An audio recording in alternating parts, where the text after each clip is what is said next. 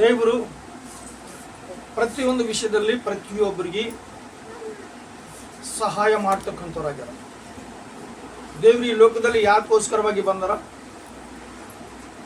ನೀತಿವಂತರಿಗೋಸ್ಕರವಾಗಿ, ಭಯಭಕ್ತಿಯಲ್ಲಿ ಜೀವಿಸ್ತಕ್ಕಂಥವ್ರಿಗೋಸ್ಕರವಾಗಿ ಬಂದರ? ಯಾರ ಸಲುವಾಗಿ ಬಂದರ ದೇವರು? ತಪ್ಪಿ ಹೋಗಿರ್ತಕ್ಕಂಥ ಜನರಿಗೆ ಹುಡುಕಿ ರಕ್ಷಿಸೋದಕ್ಕೋಸ್ಕರವಾಗಿ.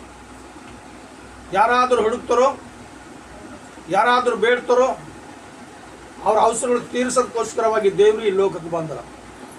ಈ ಲೋಕಕ್ಕೆ ಬಂದ ಕಸಿ ಈ ರೀತಿಯಾಗಿ ಎಲ್ಲರಿಗೂ ಹೇಳಿರ್ತಕ್ಕಂಥ ಸಂದರ್ಭದಲ್ಲಿ ಎಲ್ಲರಿಗೆ ಅತಿ ಆನಂದವಾಗಿದೆ, ಸಂತೋಷವಾಗಿದೆ, ಸಮಾಧಾನವಾಗಿದೆ. ಆದ್ರೆ ಈ ಒಂದು ವಿಷಯದಲ್ಲಿ, ಈ ಒಂದು ಗುಡಾರದಲ್ಲಿ ಜೀವಿಸ್ತಕ್ಕಂಥ ಸಹೋದರ ಸಹೋದರಿಗೆ ಅನೇಕ ದಿನಮಾನಗಳು ಹಿಡಿದು ಅವರಿಗೆ ಗಂಡು ಹೆಣ್ಣು ಗರ್ಭಫಲ ಬಹುಮಾನ ಕೊಟ್ಟು ಆಪತ್ತಿನಲ್ಲಿ, ಕಷ್ಟಗಳಲ್ಲಿ, ಅವಮಾನಗಳಲ್ಲಿ, ರೋಗದಲ್ಲಿ, ಹೀನ ಸ್ಥಿತಿಯಲ್ಲಿ ದೇವರು ಈ ಲೋಕದಾಗ ಎಲ್ಲರೂ ಕೈ ಬಿಟ್ಟಾರ. ಕರಡಿಗೆ ದೇವರು ಮಾತ್ರ ಕೈ ಬಿಡಲ್ಲಪ್ಲೇ, ಅವ್ರ ಕೈ ಹಿಡಿದು ನಡೆಸ್ತಾರ. ಹಲ್ಲೆಲೂಯಾ. ಏನಿಲ್ಲ, ಚಪ್ಪಳೆ ತಟ್ಟಾರೆ. ಒಬ್ಬೊಬ್ಬರಿಗೆ ದೇವರು ಕೈ ಹಿಡಿದು ನಡೆಸ್ತಾರ.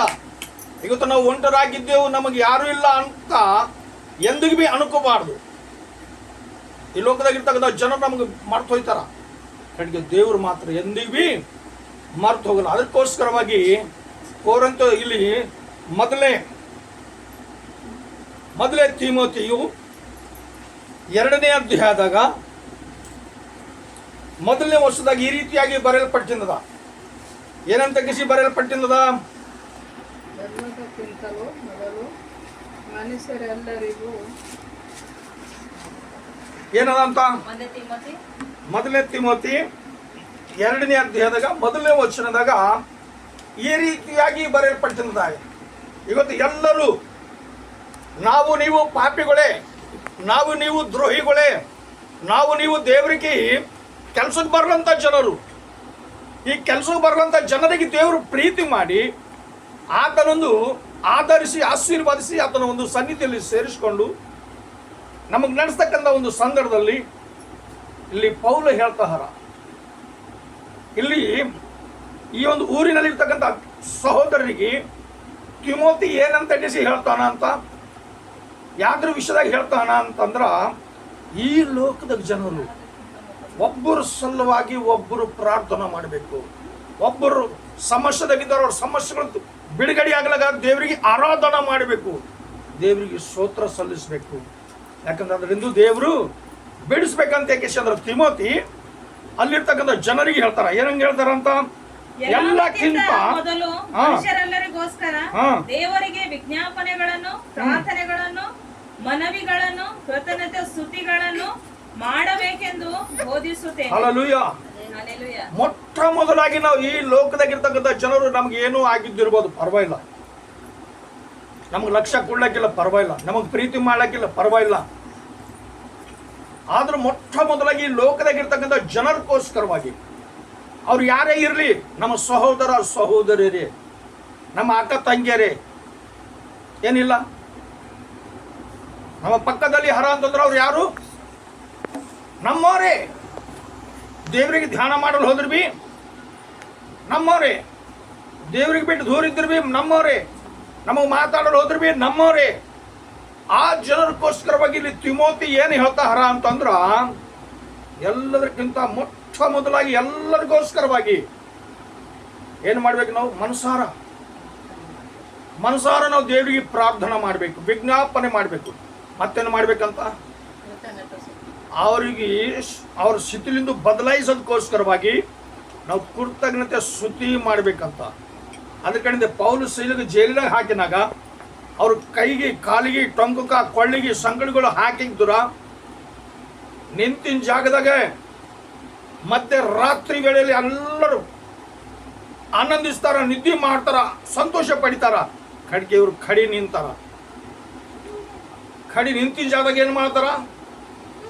ಪ್ರಭು, ಈ ಸ್ಥಿತಿಯಲ್ಲಿ ನಮಗೆ ಇಟ್ಟಿದ್ದಕ್ಕಾಗಿ ನಿಮಗೆ ಸ್ತೋತ್ರಪ್ಪ ಅಂತ ಏನು ಮಾಡ್ತಾರ ಅಂತಗ ದೇವರಿಗೆ ಆ ಸ್ಥಿತಿಯಲ್ಲಿ, ಆ ಪರಿಸ್ಥಿತಿಯಲ್ಲಿ ಕೂಡ್ಲಕ್ ಬರಲ್ಲ, ಜರಗ್ಲಕ್ ಬರಲ್ಲ. ನಿಂತು ದಂಡ ಹೆಂಗಾಯ್ತದ? ದಂಡ ಆದ್ರೂ ಬಿ ಏನು ಮಾಡ್ತಾರ, ದೇವ್ರೇ ನಮಗೆ ಜೀವಿತ ಸಂಖ್ಯೆಯಲ್ಲಿ ಇಟ್ಟಿದಪ್ಪ, ನಿಮಗೆ ಸ್ತೋತ್ರಪ್ಪ ಅಂತ ಕಿಸಿ ಮಧ್ಯರಾತ್ರಿದಾಗ ಏನು ಮಾಡ್ತಾರಂದ್ರ ದೇವರಿಗೆ ಮನಸಾರ ಆರಾಧನೆ ಮಾಡಿನಾಗ ಏನ್ ಜರುಗಿದೆ ಅದು ಗೊತ್ತಾ? ಪರಲೋಕದಿಂದ ದೇವದೂತರು ಬಂದು ಆ ಗೋಡಿಗಳಿಗೆ ಬೆಳೆ ಹಾಕ್ಯಾರ, ಆ ತಟ್ಟುಗಳೆಲ್ಲ ತೆರೆದು ಹಾಕ್ಯಾರ, ಅವ್ರ ಸಂಗಡಿಗಳೆಲ್ಲ ಉಚ್ಚಿ ಬಿತ್ತವ. ಹಲ್ಲೆಲೂಯಾ. ಯಾಕೆ ಬಿತ್ತವೆಲ್ಲ ಅಂತಂದ್ರ ಕೃತಜ್ಞತೆ, ದೇವರಿಗೆ ಕೃತಜ್ಞತೆ ಹೇಳ್ತಕ್ಕಂಥವ್ರು ಆಗಿರ್ಬೇಕು. ನಮ್ಮ ಜೀವಿತದಲ್ಲಿ ಎಲ್ಲ ಸ್ವಲ್ಪ ಆದ್ರೂ ಬಿ ಮಾಡಿರ, ಹೆಚ್ಚಾದ್ರೂ ಬಿ ಮಾಡಿರ, ನಮ್ಮ ಭದ್ರವಾದ ಕವಲಿಟ್ಟರ, ನಮ್ಮ ಅವಸರಗಳು ತೀರಿಸ್ತಾರ. ಆದ್ರೆ ಆ ವಿಷಯದಲ್ಲಿ ನಾವು ದೇವರಿಗೆ ಏನ್ ಮಾಡ್ಬೇಕಂತ? ಕೃತಜ್ಞತೆ ಸ್ತುತಿ ಮಾಡ್ಬೇಕಂತ. ಕೃತಜ್ಞತೆ ಸ್ತುತಿ ಮಾಡೋದ್ರಿಂದ ನಮ್ಮ ಇರ್ತಕ್ಕಂಥ ಆಪತ್ತುಗಳಿಂದ, ಕಷ್ಟಗಳಿಂದ ದೇವರು ಸಂಪೂರ್ಣವಾಗಿರ್ತಕ್ಕಂಥ ಬಿಡುಗಡೆ ಕೊಟ್ಟು ನಮ್ಗೆ ದೇವರು ಕಾಪಾಡ್ತಾರೆ. ಹಲ್ಲೆಲೂಯಾ. ಏನ್ ಕಾಪಾಡಲ್ಲ ಮತ್ತೇನಂತ? ನಮಗೆ ಸುಖ ಸಮಾಧಾನಗಳನ್ನು ಉಂಟಾಗಿ ನಾವು ಪೂರ್ಣ ಭಕ್ತಿಯಿಂದಲೂ ಗೌರವದಿಂದಲೂ ಕಾಲಕ್ಷೇಪ ಮಾಡುವಂತೆ ಅರಸುಗಳಿಗಾಗಿಯೂ ಎಲ್ಲ ಅಧಿಕಾರಿಗಳಿಗಾಗಿಯೂ ವಿಜ್ಞಾಪನೆಗಳನ್ನು ಮಾಡಬೇಕು. ಹಲ್ಲೆಲೂಯಾ. ಯಾಕಂದ್ರೆ ಈಗ ಅರಸುಗಳಾಗಿರ್ಲಿ, ನಮ್ಮವ್ರು ಯಾರೇ ಇರಲಿ, ಎದಕ್ಕಿಂದ ಪ್ರಾರ್ಥನೆ ಮಾಡ್ಬೇಕಂತ? ಕೇವಲ ನಮ್ಮ ಸುಖ, ನಮ್ಮ ಗೌರವ, ನಮ್ಮ ಸಮಾಧಾನ ದೇವರು ತೀರಿಸಬೇಕು, ದೇವರು ಆ ರೀತಿಯಾಗಿ ನಮಗೆ ನಡೆಸಬೇಕು ಅಂತ ಕೇಳಿ ಮೊಟ್ಟ ಮೊದಲಾಗಿ ನಾವು ಪ್ರಾರ್ಥನೆ ಮಾಡ್ತಕ್ಕಂಥವ್ರಾಗಿದ್ದು. ಇವತ್ತು ಬಹಳ ಜನರಿಗೆ ಪ್ರಾರ್ಥನೆಗೆ ಬರ್ರಿ ಅಂತಂದ್ರ ಏನೇನೋ ಮಾತಾಡ್ತಾರ. ಬರಲು ಹೋದ್ರೆ ಪರವಾಗಿಲ್ಲ, ಕರೆ ಮಾತು ಬಿ ಆಡಬೇಡ್ದಲ್ಲ ಅಲ್ಲ, ಅದು ದೇವರಿಗೆ ಇಷ್ಟ ಇಲ್ಲ. ಯಾರು ಕುಟುಂಬದಾಗ ಹೋಗಿ ನಾವು ಆರಾಧಿಸ್ತೇವೋ ಪ್ರಾರ್ಥಿಸ್ತೇವೋ ಅಲ್ಲಿ ದೇವ್ರು ಕಾರ್ಯ ಮಾಡ್ತಾರ.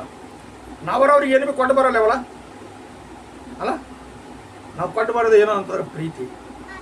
ಪ್ರೀತಿ ಕೊಟ್ಟು ಪ್ರೀತಿ ತಗೊಂಬೋದದ, ಅದಕ್ಕೆ ಬಿಟ್ಟು ಬೇರೆ ಏನು ಶ್ರೇಷ್ಠವಾದದ್ದು ಇಲ್ಲ ಈ ಲೋಕದಾಗ.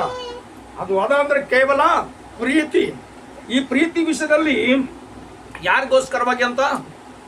ಕೇವಲ ನಮ್ಮ ಗೌರವಿಸುವಾಗಿ, ನಮ್ಮ ಅವಸರಗಳು ತೀರುವ ವಿಷಯದಲ್ಲಿ. ಈ ಲೋಕದಾಗ ರಾಜ್ಯರು, ನಾಯಕರು ಚಲೋ ಇದ್ರು ಏನಾಯ್ತದ್ರಿ? ಮೊದಲು ನಾಯಕರು, ರಾಜ್ಯರು, ಅಧಿಕಾರಿಗಳು ಚಲೋ ಇದ್ರ ಅವ್ರು ನಮ್ಮೆಲ್ಲರಿಗೂ ಚಲೋ ಹಾಕಿದಾರ. ಅವ್ರು ಒಬ್ಬ ಅಧಿಕಾರಿ ಖರಾಬಾದ ಅಂದ್ರ ನಮ್ಮ ಪರಿಸ್ಥಿತಿಗಳೆಲ್ಲ ಖರಾಬ್ ಆಯ್ತವ, ನಮ್ಮ ಸ್ಥಿತಿಗಳೆಲ್ಲ ಇನ್ನೂ ಹಾಳಾಯ್ತವ. ಆ ರೀತಿಯಾಗಿ ಆಗಿರೋಲ್ಲ ಪ್ಲೇ. ಎಲ್ಲರಿಗೋಸ್ಕರವಾಗಿ ನಾವು ದೇವರಿಗೆ ಏನು ಮಾಡ್ಬೇಕಂತ? ಪ್ರಾರ್ಥನೆ ಮಾಡ್ಬೇಕಂತ. 3ನೇ ವಚನ, ಎಲ್ಲ ಮನುಷ್ಯರು ರಕ್ಷಣೆಯನ್ನು ಹೊಂದಿ ಸತ್ಯದ ಜ್ಞಾನಕ್ಕೆ ಸೇರಬೇಕೆಂದು ಆತನ ಚಿತ್ತವಾಗಿದೆ. ಏಕೆಂದರೆ ದೇವರು ಒಬ್ಬನೇ, ದೇವರಿಗೂ ಮನುಷ್ಯರಿಗೂ ಮಧ್ಯಸ್ಥನು ಒಬ್ಬನೇ, ಆತನು ಮನುಷ್ಯನಾಗಿರುವ ಕ್ರಿಸ್ತ ಯೇಸುವೆ. ಆತನು ಎಲ್ಲರ ವಿಮೋಚಕನ ಕರ್ತವಾಗಿ ತನ್ನನ್ನು ಒಪ್ಪಿಸಿ ಬಿಟ್ಟನು. ಹಲ್ಲೆಲೂಯಾ. ಯಾರಿಗೆ ಒಪ್ಪಿಸಿ ಬಿಟ್ಟಾರ್ರಿ? ಯಾರಿಗೆ ಒಪ್ಪಿಸಲ್ಲ? ನಮಗೂ ನಿಮಗೂ ಪಾಪ ಮಾಡೋ ಕಡೆಂದು, ಪಾಪದ ಶಿಕ್ಷಾ ಹೊಂದ ಕಡೆಂದು, ಅನುಭವಿಸ ಕಡೆಂದು ಬಿಟ್ಟಿಲ್ಲ. ನಮಗೆಲ್ಲರಿಗೆ ಬಿಡಿಸಿ ತನಗೂ ತಾನು ಒಪ್ಪಿಸ್ಕೊಂಡಾರ. ಎದಕ್ಕೆ ಒಪ್ಪಿಸ್ಕೊಂಡಾರ? ಅವಮಾನಗಳಿಗೆ ಗುರಿಯಾಗ್ಯಾರ, ಶಿಕ್ಷೆಗಳಿಗೆ ಗುರಿಯಾಗ್ಯಾರ, ಅದು ಪ್ರಾಣ ಕೊಳ್ಳಕತ್ತ ಸಿದ್ಧವಾಗ್ಯಾರ. ಯಾಕೆ ಗೊತ್ತಾ? ನಾವು ನೀವು ಬದುಕಿರಬೇಕು, ನಾವು ನೀವು ಸರಿಯಾದ ರೀತಿಯಿಂದ ಈ ಲೋಕದಲ್ಲಿ ನಾವು ಇರಬೇಕು. ಅದಕ್ಕೋಸ್ಕರವಾಗಿ ನಮ್ಗೆ ದೇವರು ಏನು ಮಾಡ್ಯಾರಂತ? ಬಿಡಿಸಿ ಕೊಟ್ಟರಂತ.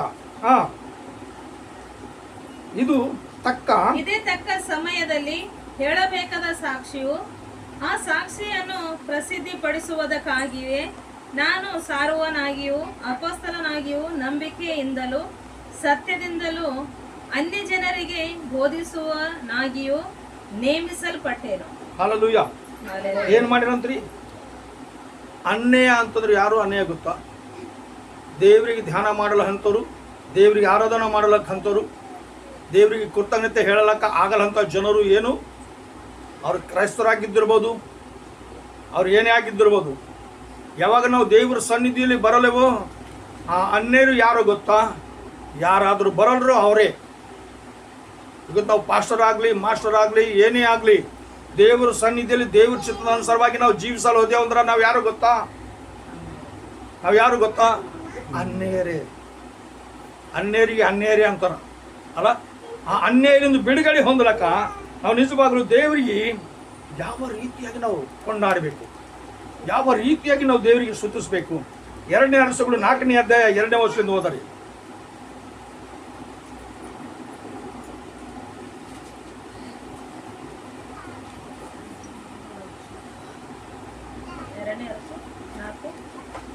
ಎರಡನೇ ಅರಸು 4ನೇ ಅಧ್ಯಾಯ.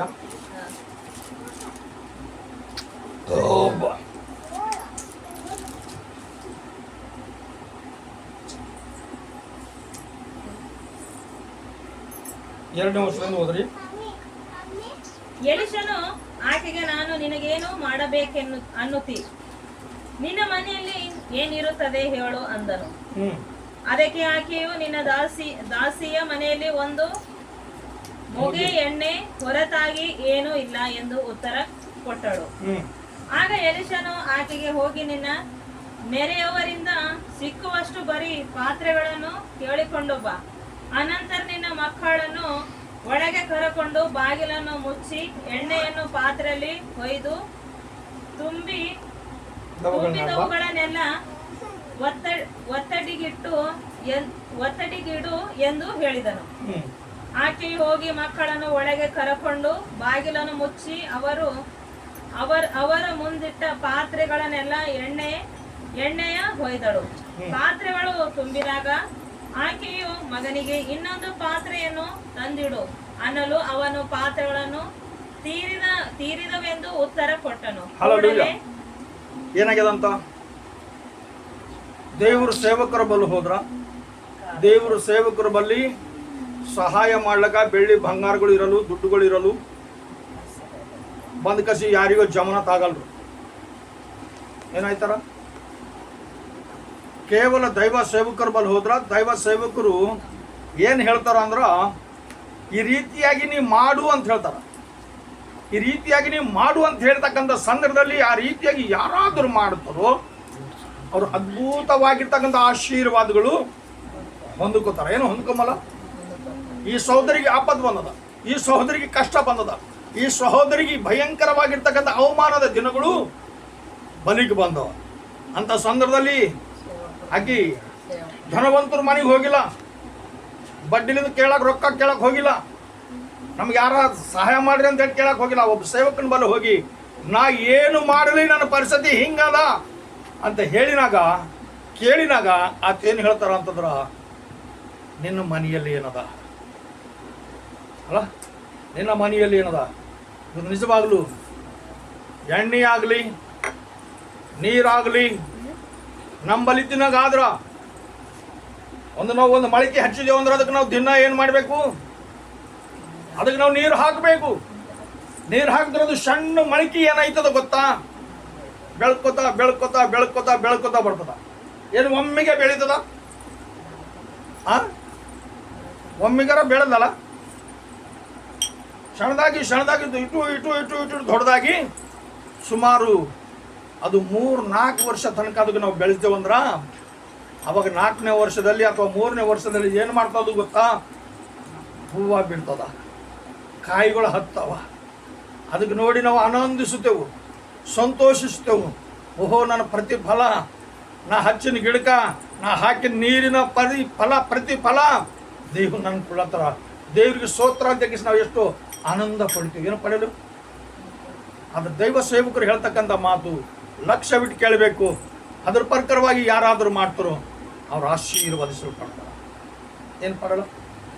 ಅದ್ಭುತವಾದ ಆಶೀರ್ವಾದಗಳು ಹೊಂದ್ಕೊಳ್ಳಕ ಸಾಧ್ಯದ.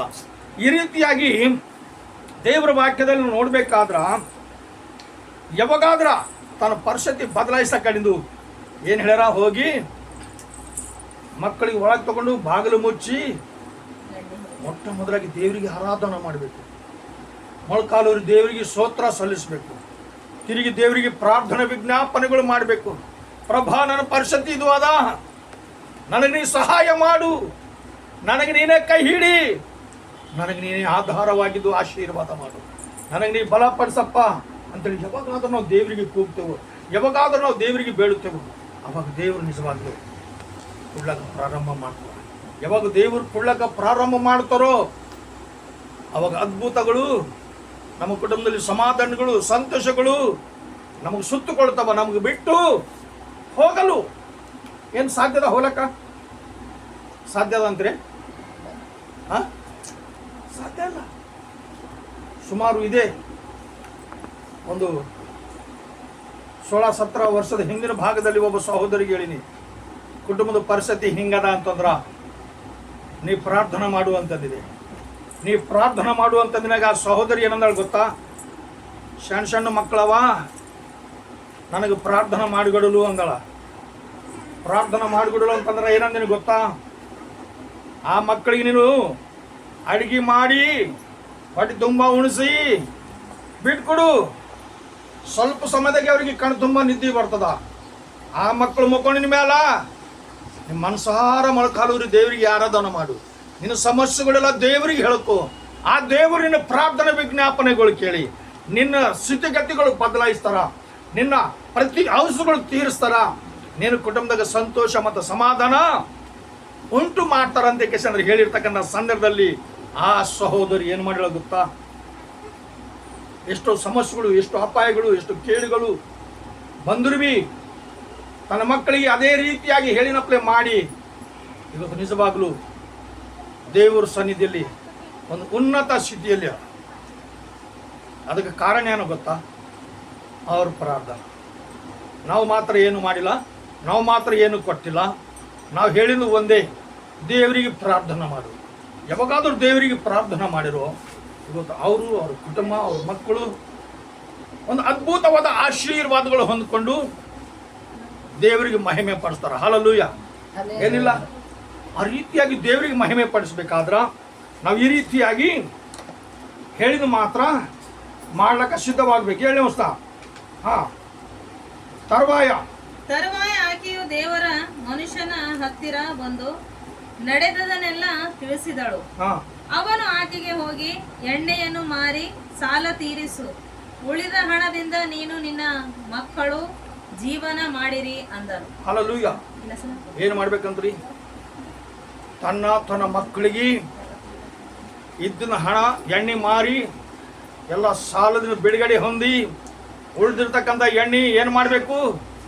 ಮಾರಬೇಕು, ಜೀವಮಾನ ಮಾಡಬೇಕು, ಮಕ್ಕಳಿಗೆ ವ್ಯವಸ್ಥೆ ಮಾಡಬೇಕು. ಮಾರಬೇಕು, ಮಕ್ಕಳಿಗೆ ಜೀವಮಾನ ಮಾಡಬೇಕು, ವ್ಯವಸ್ಥೆ ಮಾಡಬೇಕು. ಇದೆಲ್ಲ ಯಾಕೆ ಬಂದದು ಗೊತ್ತಾ? ಇದೆಲ್ಲ ಆಶೀರ್ವಾದ ಯಾಕೆ ಬಂದದು ಗೊತ್ತಾ? ಯಾವಾಗಾದ್ರೂ ಆತನ ಯಜಮಾನ ಭಯ ಭಕ್ತಿದಾಗಿದ್ದನು, ಯಾವಾಗಾದ್ರೂ ದೇವರ ಒಂದು ಸೇವೆ ಮಾಡಲಿ ಆತ ಸಹಕಾರಿಯಾಗಿದ್ದನು, ಒಂದು ಆತನ ಒಂದು ವಿಶ್ವಾಸ, ಅದರ ಪ್ರತಿಫಲ ಯಾರ ಮೂಲಕವಾಗಿ ಸಿಕ್ಕದ? ಎಲಿಷನ ಮುಖಾಂತರವಾಗಿ ಅಲ್ಲ, ಎಲಿಷನ ಮುಖಾಂತರವಾಗಿ, ಆತನ ಬಾಯಿ ಮಾತಿನ ಮುಖಾಂತರವಾಗಿ ಅವರಿಗೆ ಆಶೀರ್ವಾದ ಸಿಕ್ಕದ. ಇವತ್ತು ಬಹಳ ಮಂದಿ ಏನು ಮಾಡ್ತಾರೆ ಗೊತ್ತಾ? ಸೇವಕರು ಹೇಳಿದ ಕೇಳಲ್ಲ, ಅವ್ರು ಹೇಳಿದ ಸೇವಕರು ಕೇಳಬೇಕು. ಎಷ್ಟರ ಮಟ್ಟಿಗೆ ಇದು ಕರೆಕ್ಟ್ ಅದ ಖುಣ ಇಲ್ಲ. ಖರೆ ಈ ಲೋಕದಾಗ ಬಹಳಷ್ಟು ಜನರು ಅದು ಒಂದೇ ಹೇಳ್ತಾರ. ಸೇವಕ ಏನು ಹೇಳ್ತಾನ? ನಾವು ಹೇಳಿದ್ರೆ ಸೇವಕ ಕೇಳಬೇಕು, ಅವಾಗೇ ಚಂದ ಅಲ್ಲ. ಹಂಗಲ್ಲ, ಸೇವಕನ ಮಾತಲ್ಲ, ಅದು ದೇವ್ರ ಮಾತು. ದೇವ್ರ ಮಾತು ಯಾರು ಕೇಳ್ತಾರೋ ಅಲ್ಲ, ಅವ್ರ ಮಾತು ದೇವರು ಕೇಳ್ತಾರ. ಅವಾಗೇ ನಮ್ಗಿರ್ತಕ್ಕಂಥ ಪ್ರತಿಯೊಂದು ವಿಷಯದಲ್ಲಿ ದೇವರು ನಮ್ಗೆ ಕಾಪಾಡ್ತಾರ ಮತ್ತು ಸಹಾಯ ಮಾಡ್ತಾರ, ಬಲಪಡ್ತಾರ. ಮತ್ತೇನಂತ? ಒಂದು ಸಾರಿ ಎಲಿಷನು ಸುನೆಮಿಗೆ ಹೋದನು. ಅಲ್ಲಿನ ಒಬ್ಬ ಕೂಲಿನ ಸ್ತ್ರೀಯು ಅವನನ್ನು ತನ್ನ ಮನೆಯಲ್ಲಿ ಊಟ ಮಾಡಬೇಕೆಂದು ಒತ್ತಾಯಪಡಿಸಿದಳು.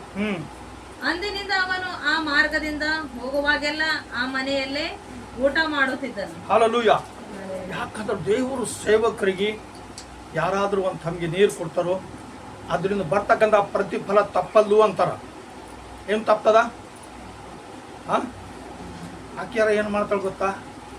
ಹೋಗ್ಲತ್ತರಿ ಬಿ ಅವ್ರ ಮನೆಯಾಗಿರ್ಬೇಕು, ಊಟ ಮಾಡ್ಬೇಕು, ವಿಶ್ರಾಂತಿ ತಗೋಬೇಕು, ಮತ್ತು ಫ್ರೆಶ್ ಆಗಿ ಮಾಡ್ದಿನ ಎದ್ದು ಅವರು ಮತ್ತೆ ಮುಂದಕ್ಕೆ ಹೋಗ್ಬೇಕು. ಈ ರೀತಿಯಾಗಿ ಮಾಡ್ತಕ್ಕಂಥ ಸಂದರ್ಭದಲ್ಲಿ ಆ ಹೆಣ್ಮಗಳು ಎಲ್ಲ ಮಾತಿನ ಸುಖದ ಸಂತೋಷದ ಕರಡಿಗೆ ಅವ್ರಿಗೆ ಏನಿದ್ದಿಲ್ಲ ಅಂತ, ಮಕ್ಕಳಿದ್ದಿಲ್ಲಂತ. ಅಂಥ ಒಂದು ಸಂದರ್ಭದಲ್ಲಿ ಈಟೆಲ್ಲ ಉಪಚಾರ ನಮಗೆ ಈ ಹೆಣ್ಮಕ್ಳು ಮಾಡ್ತಾ ಹೇಳಲ್ಲ. ಈಗಿನ ವಿಷಯದಾಗ ನಾವು ಏನು ಈಕಿಗೆ ನಾವು ಸಹಾಯ ಮಾಡಬೇಕು ಅಂತ ಹೇಳಿ ಕೇಳಕ್ಕೆಂದ್ರೆ ಆ ಹೆಣ್ಮಗಳಿಗೆ ಕರೆದಿನಾಗ ಅಮ್ಮ ನಿನಗೆ ಏನರ ರಾಜ್ಯರ ಸಂಕಟ, ಏನರ ಮಾತಾಡ್ಬೇಕಾ, ಏನರ ನಿನಗೆ ಸಹಾಯ ಬೇಕಾ ಅಂತ ಕೇಳಿನಾಗ ಏನು ಬೇಡ, ದೇವ್ರ ಕೃಪೆಯಲ್ಲಿ ನಾ ಒಳ್ಳೆ ರೀತಿಲಿ ಇದ್ದೀನಿ, ಏನು ಬೇಡ ಅಂತ ಕಿಶಂದ್ರ ಹೋಗ್ಯಾಳ. ಅವಾಗ ತಿರುಗಿ ಕೇಳ್ತಾರ, ಗೆಹಜಿ ಏನು ಮಾಡಬೇಕು ನೋಡು, ಏನು ಕಮ್ಮದ ಇವ್ರಿಗೆ ಅಂದಿನಾಗ ಇವ್ರ ಮನೆಗ ಏನಿಲ್ಲ ಅಂತ ಮಕ್ಕಳಿಲ್ಲ. ಮಕ್ಕಳ ಸಲುವಾಗಿ ದೇವ್ರು ಪ್ರಾರ್ಥನೆ ಮಾಡಿಲ್ಲ. ಆ ಮಕ್ಕಳು ದೇವ್ರವ್ರಿಗೆ ಕೊಟ್ಟಾರ. ಅವರು ನಿಜವಾಗ್ಲೂ ದೇವರಿಗೆ ಕೃತಜ್ಞತೆ ಉಳ್ಳವರಾಗ್ಯಾರ. ದೇವ್ರ ಹರ ಅಂತ ಕಸಿ ಮನಸಾರ ಅವರು ಒಪ್ಪಿಕೊಂಡು ಕಶಂದ್ರ ದೇವರಿಗೆ ಸುತ್ತಿಸ್ತಾರ. ನಿಜವಾಗ್ಲೂ ಈ ಕುಟುಂಬಕ್ಕೆ ದೇವರು ಗಂಡು ಹೆಣ್ಣು ಮಕ್ಕಳು ಗರ್ಭಫಲ ಬಹುಮಾನ ಕೊಟ್ಟಾರ. ಇವತ್ತು ಆ ಮಕ್ಕಳು ಆ ಒಂದು ನೀತಿ ಮಾರ್ಗದಾಗ ಇಲ್ಲಪ್ಲೆ, ತಾಯಿ ತಂದೆ ಹೇಳಿನ ಮಾತು ಕೇಳಲಪ್ಲೆ, ಒಂದು ಬೇರೆ ಮಾರ್ಗ ಹಿಡಿದು ನಡೆದಾರ. ಆ ಮಕ್ಕಳಿಗೋಸ್ಕರವಾಗಿ ನಾವು ಈ ದಿನ ಮೊದಲುಕೊಂಡು ಪ್ರತಿಯೊಬ್ಬರು ಅವ್ರ ಕುಟುಂಬ ಮೇಲಿನ ಕಡೆದು, ಅವ್ರ ಮಕ್ಕಳು ಒಂದು ಭದ್ರತೆ ಕಡೆದು, ಅವ್ರು ಸುಖವಾಗಿ ಇರೋ ಕಡೆದು, ಅವ್ರ ಕೆಲಸದಲ್ಲಿ ಬರಕತ್ ಸಿಗೋ ಕಡೆದು ನಾವೆಲ್ಲರೂ ಪ್ರಾರ್ಥನೆ ಮಾಡರಿ. ಅವ್ರ ಮಗಳಿಗೆ ದೇವ್ರ ಗರ್ವಫಲ ಬಹುಮಾನ ಕೊಡೋ ಕಡೆದು ದೇವ್ರಿಗೆ ನಾವು ಇವತ್ತು ಪ್ರಾರ್ಥನೆ ಮಾಡಿರಿ. ಈ ವಾಕ್ಯ ದೇವ್ರ ಆಶೀರ್ವಾದ ಮಾಡಲಿ. ನಾವೆಲ್ಲರೂ ಕಣ್ಣು ಮುಚ್ಕೊಂಬರಿ, ಪ್ರಾರ್ಥನೆ ಮಾಡಿ ಮುಕ್ತಾಯ ಮಾಡ್ಕೊಂಬರಿ. ಮಹಾಪರಿಶುದ್ಧವಾಗಿರುವ ದೇವರೇ, ಏಸಯ್ಯ ನಿಮ್ಮ ಘನವುಳ್ಳ ನಾಮಕ್ಕೆ ಸ್ತೋತ್ರವಾಗಪ್ಪ. ಈ ರಾತ್ರಿ ಜಾವದಲ್ಲಿ ಈ ಒಂದು ಗುಡಾರದಲ್ಲಿ ಸೇರಿಕೊಂಡು ಅಪ್ಪ ನಿಮ್ಮನ್ನು ಸ್ತುತಿಸಬೇಕು, ಆರಾಧಿಸಬೇಕೆಂಬುದಾಗಿ ಈಗೋ ಪ್ರಭಾ ನಾವು ತಾಯಿ ಗರ್ಭದಲ್ಲಿ ಮೂಡಲಿಕ್ಕಿಂತ ಮೊದಲೇ ಈ ದಿನ ನೀವು ಏರ್ಪಾಟ್ ಮಾಡಿರಿ ಪ್ರಭು. ಈ ಸಮಯ ನೀವು ಏರ್ಪಾಟ್ ಮಾಡಿರಿ ಪ್ರಭು. ಅಯ್ಯ ನಿಮ್ಮ ಸನ್ನಿಧಿಯಲ್ಲಿ ಸೇರಿಸ್ಕೊಂಡಿರಿ ಪ್ರಭು.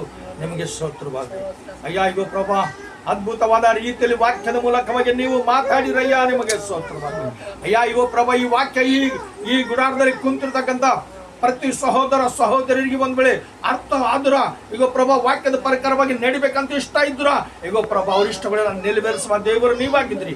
ಅವ್ರಿಗೆ ಪ್ರತಿಯೊಂದು ವಿಷಯದಲ್ಲಿ ಸಹಾಯ ಮಾಡುವ ದೇವರು ನೀವಾಗಿದ್ರಿ. ಅವ್ರ ಕುಟುಂಬದ ಶ್ರಮಗಳು, ಸಂಕಟಗಳು, ಶೋಧನೆಗಳು ಬಿಡುಗಡೆ ಕೊಡುವ ದೇವರು ನೀವಾಗಿದ್ದಕ್ಕೆ ಹಾಗೆ ನಿಮಗೆ ವಂದನೆಗಳು. ಈಗ ಕರ್ತವ್ಯ ಅವ್ರ ಮಕ್ಕಳು ಪ್ರಭಾ ಅವ್ರ ಮಾತು ಕೇಳಬೇಕು. ಅವ್ರ ಹಣ ಸಂಪಾದನೆ ಮಾಡಿಕೊಂಡು ಅಯ್ಯ ದುಡ್ಡುಗಳು ಪ್ರಭಾ ಇಟ್ಕೋಬೇಕು. ಈಗ ಪ್ರಭಾ ಮನೆಗೆ ದಿನ ಬರಬೇಕು. ಈಗ ಪ್ರಭಾ ಕುಟುಂಬಕ್ಕೆ ತಾಯಿ ತಂದೆಗೆ ಪ್ರೀತಿ ಮಾಡ್ತಕ್ಕಂಥ ಮನಸ್ಸು ಅವರಿಗೆ ಕೊಡ್ರಿ ಪ್ರಭು. ಈಗ ದೇವ ತೆರಿಗೆ ಸ್ವಾಮಿ ಅವ್ರ ಕೈ ಹಾಕಿರುವ ಕೆಲಸದಲ್ಲಿ ಸಫಲತೆ ಜಯ ಬರಕತ್ ಕೊಡ್ರಿ ಪ್ರಭು. ಎಲ್ಲ ಕೆಟ್ಟ ಸ್ನೇಹಿತರಿಂದ ಬಿಡುಗಡೆ ಕೊಡ್ರಿ ಪ್ರಭು. ಈಗ ಕರ್ತನೆ ಅವರು ಅದ್ಭುತವಾದ ರೀತಿಯಲ್ಲಿ ಜೀವಿಸಲಿಕ್ಕೆ ಪ್ರಭಾ, ಅವ್ರ ಜೀವಿತದಲ್ಲಿ ನಿಮ್ಮ ಮಹಿಮೆ ನೋಡಲಿಕ್ಕೆ, ಸಂತೋಷವು ಸಮಾಧಾನವು ಹೊಂದಿಕೊಳ್ಳಕ್ಕೆ ನೀವು ಸಹಾಯ ಮಾಡಿ. ಇವ್ರ ಮಗಳಿಗೆ ಪ್ರಭಾ ನಿಮ್ಮ ಹಸ್ತಕ್ಕೆ ಒಪ್ಪಿಸ್ತಾರೆ. ಅಯ್ಯ ಗರ್ವಫಲ ಬಹುಮಾನ ಪಡ್ಕೊಂಡು ಆನಂದಿಸುವಂತೆ, ಸಂತೋಷ ಪಡೆಯುವಂತೆ ಈಗ ಪ್ರಭಾ ಮಗಳಿಗೆ ಅಳಗ ನೀಡಿ ಆಶೀರ್ವಾದ ಮಾಡಿ. ಈಗ ಪ್ರಭಾ ಸಹೋದರ ಸಹೋದರಿಗೆ ಸ್ವಾಮಿ ನಿಮ್ಮ ಸನ್ನಿಧಿಯಲ್ಲಿ ಜ್ಞಾಪಕ ಮಾಡ್ತದೆ. ಕುಟುಂಬದಲ್ಲಿ ಪ್ರೀತಿ, ಪ್ರೇಮ, ಐಕ್ಯತೆ ಹೆಚ್ಚಾಗಿ ಅವರು ಪ್ರತಿ ವಿಷಯದಲ್ಲಿ ಪ್ರಭಾ ನಿಮ್ಮ ಮಕ್ಕಳಾಗಿ ಜೀವಿಸಲಿಕ್ಕೆ ಸಹಾಯ ಮಾಡಿ. ಈಗ ದೇವ ಈ ದಿನ ಮೊದಲುಗೊಂಡು ಸ್ವಾಮಿ ಅವ್ರಿಗೆ ಏನೇನಾದರೂ ಅವಸರದ ಪ್ರಭಾ, ಪ್ರತಿ ಅವಸರಗಳು ತೀರುವ ಹಾಗೆ ಪ್ರಭಾ ನೀವು ಸಹಾಯ ಮಾಡಿ. ಅವರಿಗೆ ಬೇಕಾಗಿರುವ ದುಡ್ಡುಗಳು ಪ್ರಭಾ ನೀವು ಆಧರಿಸಿ ಆಶೀರ್ವಾದಿಸಿ ಅದರಲ್ಲಿ ಆನಂದಿಸುವಂತೆ, ಸಂತೋಷ ಪಡೆಯುವಂತೆ ಅವರಿಗೆ ನೀವು ಸಹಾಯ ಮಾಡಿ. ಈಗ ಕರ್ತನೆ ಇಲ್ಲಿವರೆಗೆ ಮಾಡಿರುವ ಪ್ರಾರ್ಥನೆಗೆ ನೀವು ಸದುತ್ತರ ನೀಡಿ ಕುಟುಂಬನ ಆಶೀರ್ವಾದ ಮಾಡಿ. ಕೂಡಿ ಬಂದಿರತಕ್ಕಂಥ ಮಕ್ಕಳಿಗಾಗಿ, ಅವ್ರ ಕುಟುಂಬಕ್ಕಾಗಿ, ಅವ್ರು ಮಾಡುವ ಜೀವಮಾನ ಕೆಲಸ ಕಾರ್ಯಗಳಿಗೆ, ಅವ್ರ ಮಕ್ಕಳ ಭವಿಷ್ಯಕ್ಕಾಗಿ ಪ್ರಾರ್ಥನೆ ನೀವೇ ವಿಶೇಷಕರವಾದ ಆಶೀರ್ವಾದಗಳ ಮೂಲಕವಾಗಿ ನಡೆಸ್ತೀರಿ ಎಂದು ಯೇಸು ಕ್ರಿಸ್ತನ ನಾಮದಲ್ಲಿ ಬೇಡಿಕೊಳ್ಳುತ್ತೇವೆ ಸ್ವಾಮಿ, ಆಮೇನ್. ಪರಲೋಕ ತಂದೆಯೋ, ನಿಮ್ಮ ನಾಮವು ಪರಿಶುದ್ಧಪಡಿಸಲ್ಪಡಲಿ, ನಿಮ್ಮ ರಾಜ್ಯವು ಬರಲಿ, ನಿಮ್ಮ ಚಿತ್ತವು ಪರಲೋಕದಲ್ಲಿ ನೆರವೇರತಕ್ಕ ಭೂಲೋಕದಲ್ಲಿ ನೆರವೇರಲಿ.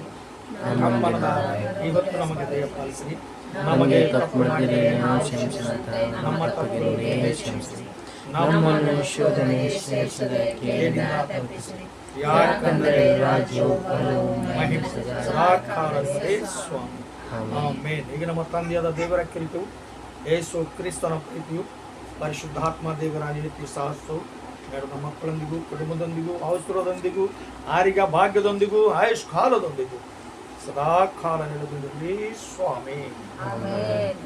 ಆಮೆನ್.